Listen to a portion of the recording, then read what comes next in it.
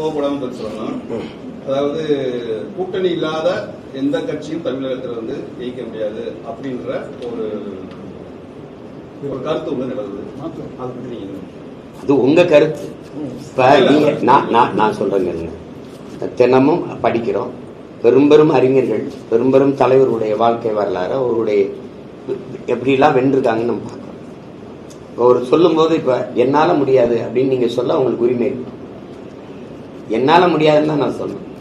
யாரால முடியாதுன்னு சொல்றதுக்கான உரிமையோ உங்களுக்கான தகுதியோ அதுக்கான வாய்ப்போ உங்களுக்கு இல்லை. நீங்க சொல்லக்கூடாது.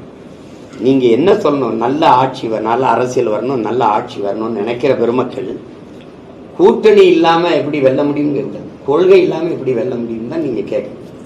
நீங்க கூட்டணி வைங்க, கூட்டணி வைங்க, கூட்டணி வைங்க. கூட்டணி வச்சு வென்று போனவர்கள் சட்டசபைக்குள்ள பாராளுமன்றத்துக்குள்ள படுற பாட நீங்க பாக்குறீங்களா? நான் சுதந்திரமா இவ்வளவு நேரம் பேசிட்டு இருக்கேன்ல, நீங்க கேட்கறதுக்கெல்லாம் தமிழ்நாட்டில் இப்படி ஒரு தலைவர் இப்படி உட்கார்ந்து நீங்க இந்த கேள்விகளை எல்லாம் கேளுங்க. எங்க இந்த இப்படி கொலையா நடக்குதுங்க, எங்க இப்படி 1000 கோடின்னு இந்த கூட்டணி திமுக வச்சிருக்க தலைவர்கள் யாராவது ஒரு பதில் சொல்லிட்டா அப்புறம் நான் கூட்டணி வைக்கிறேன்.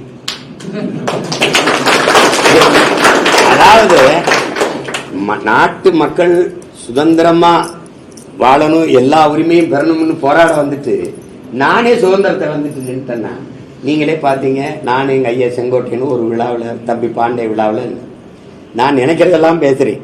அவரே சொல்றாரு, சீமான் எங்க ஐயா நான் சிக்கல்ல இருக்கேன். அவ்வளவு பெரிய தலைவரே இக்கட்டி சிக்கல் இருந்தாருன்னா நாடும் மக்களும் எப்படி இருக்கிறது? தம்பி நீங்க நினைக்கிறீங்க இங்க பாருங்க, நீங்க நினைக்கிறீங்க கூட்டணி வையின்னு என்னை கேட்கல. கூட்டணி வைக்காம 36 லட்சம் மக்கள் போட்டுட்டும் போது 26ல இதே 62 மக்களுக்கு என்ன பிரயோஜனமா இருக்குது? 36 லட்சம் நீங்க வாக்கு வாங்கினாலும் மக்களுக்கு அது ஏதாவது போய் சேருது. வெறும் அந்த நீங்க சொல்ற வாக்குறுதிகள் மக்களுக்கு போய் சேரணும்ல, அதை நீங்க எப்படி நீங்க கொண்டு வரீங்க? சரி, நீங்க வாக்குறுதியை கொடுத்து ஆட்சிக்கு வந்ததுல என்ன போய் சேர்ந்துருக்கு?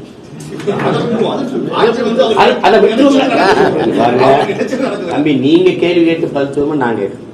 அதிகாரத்துக்கு நீங்க வாக்குறுதியில கொடுத்து தானே வந்தீங்க. வந்து என்ன கொடுத்துருக்கீங்க?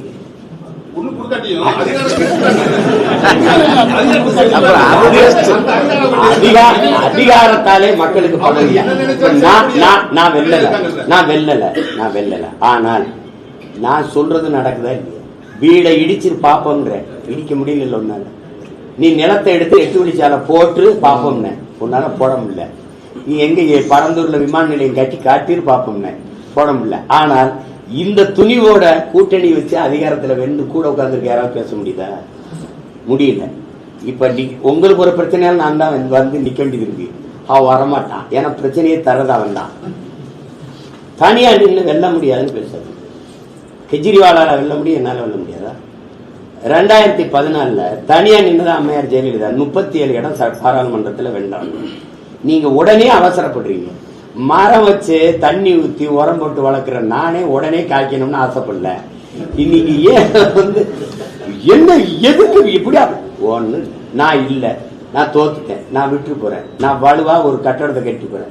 என் தங்கச்சி வென்று ஆண்டுட்டு போறா, இங்க உட்கார்ந்து இருக்கிற இந்த பிள்ளை ஆண்டு வெண்டுட்டு போறா.